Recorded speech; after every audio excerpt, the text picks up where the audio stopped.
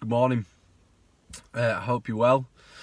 This morning I want to share a reminder from a passage which is an old favourite of mine, and I'm sure to many of you as well. You know, it's the prodigal son, and specifically, you know, I want us to think about the father. You know, we know the story well. The son asks for his inheritance from his father, and then he squanders it with prodigal living.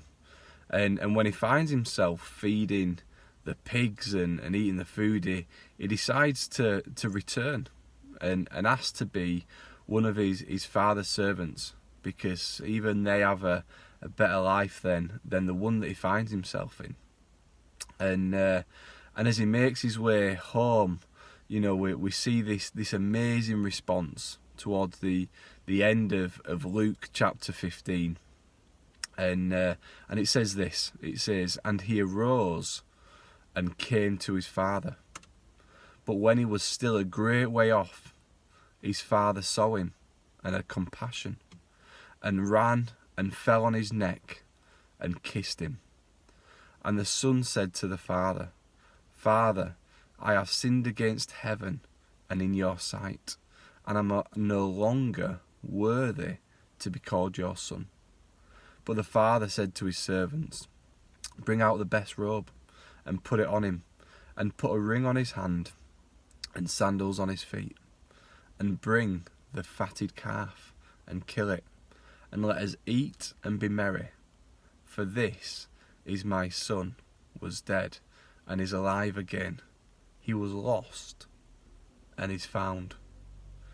And we've got a picture in our house of the prodigal son by an artist. I'm not sure he's a Christian actually, but it's by an artist who's interpreted the prodigal son, and he paraphrases the story. There's this a great first line. The first line says this. It says, "This is the story of the prodigal son, but it should really be called the running father."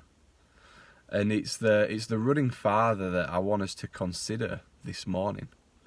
You know, the father missed his son, sure, but his running to his son meant so much more than just that he was glad to see him.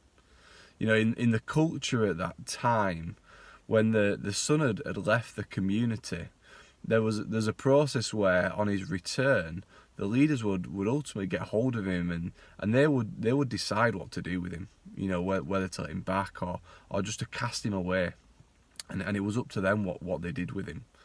And the father at the time would likely have been wearing like a tunic, and this is important as well, because you know, to run to his son, he would have had to lift this tunic up, and that would mean showing his knees. That was a really shameful thing to do in the culture at the time. But the father was running, and the reason he was running, and it says when the father saw him a long way off, and he was running to his son because he wanted to get to him before anyone else in the village could get their hands on him.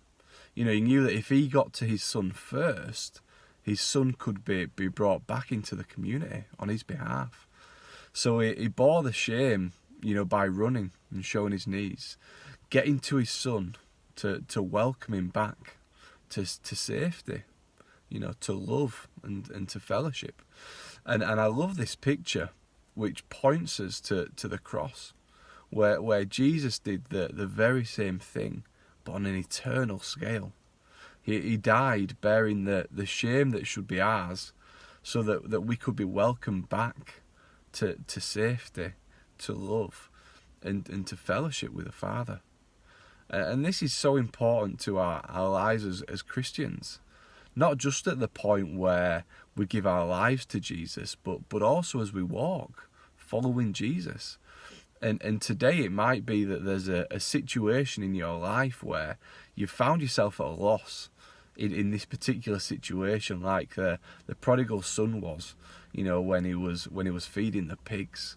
Well, this morning, remember that your Heavenly Father is there, ready to come into that situation, that relationship that feels broken, that decision that you need to make, or that person that you need to forgive. So look up this morning and know that just like the father to the prodigal son, God has run to you. He has always been there. He will always be there. So turn to him, bring him into that situation, and find the unconditional love there. God bless you. Have a great day.